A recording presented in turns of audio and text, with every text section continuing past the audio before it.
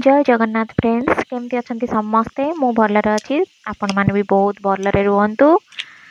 आसतु मु आपण मानक आज गोटे रेसिपी आनी देखा बिना जंतणी रे बेसन आलूर तरकारी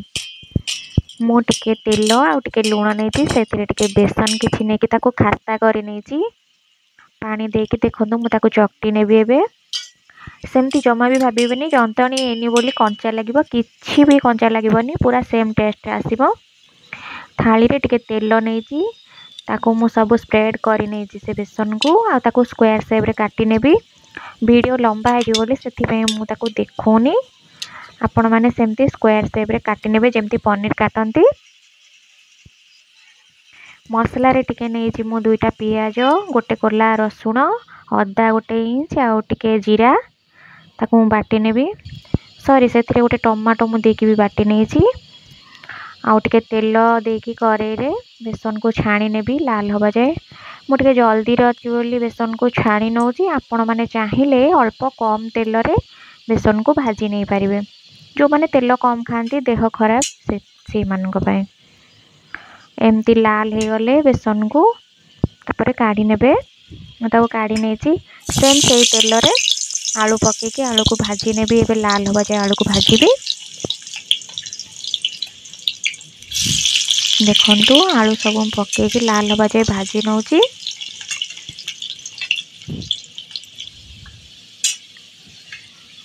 आलू एबे लाल हो गलानी ताकू मु सब काढ़ी नेबी एबे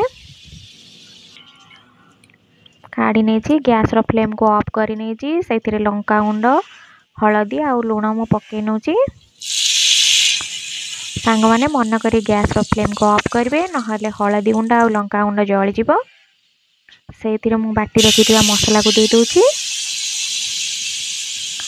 मसला को एबे मु कषि नेबी तेल छाड़वा पर्यंत देखो मु से मसला को सब कषि नौची ए स्टेज रे टिके पाउडर पके दोची मसलार से एवरेस्ट रो किचन किंग मसला नहीं आउ टिके गरम मसला आउ किछि नहीं टिके पानी देकी ताको एबे मु सिझिबा पई छाड़ी देबी मसला हमर सिझी जीवो मसला टिके तेल छाड़वा पर्यंत अपेक्षा करबा मसला तेल देखो छाड़ी गलानी मसला तेल ऊपर उठी आसलानी ए स्टेज रे मु आलू पके नेबी आलू को पूरा कषिबी आलू रे टिके मसला और लुण मिसवा पर्यंत देखो मु केमती करछि सेम यही प्रोसेस रे ही बनेबे खाइबे मो स्टाइल रे बनेबे देखिबे केमती लागुछि आ कमेंट रे कहबे सांग माने थोड़े करिकी देखंतु जल्दी जल्दी रे तेबे आ बेसन जंती पारिबेनी ताहले मो स्टाइल रे ए भलिया बने देबे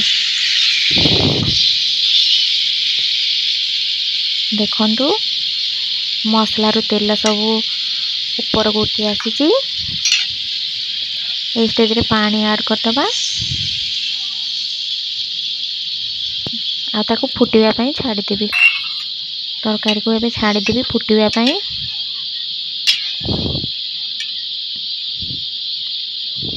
से एबे 5 मिनट लागिवो फुटिवो बोली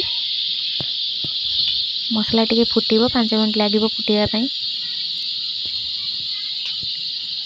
आस्ते आस्ते भी बबल्स उठलानी फुटी जीव एबे हे तरकारी फुटी गला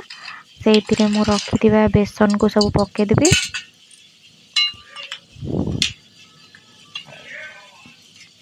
बेसन तरकारी करला बेले सांग माने मन करी पानी टिके अधिक देइथिबे तरकारी काहेकि ना बेसन टिके सोप करने जाए पानी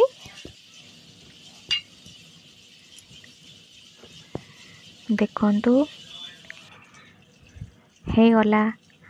मोर एबे तरकारी लुक देखंतु आको भात आ रुटी सह आपण जो भी पसंद खाई परिबे।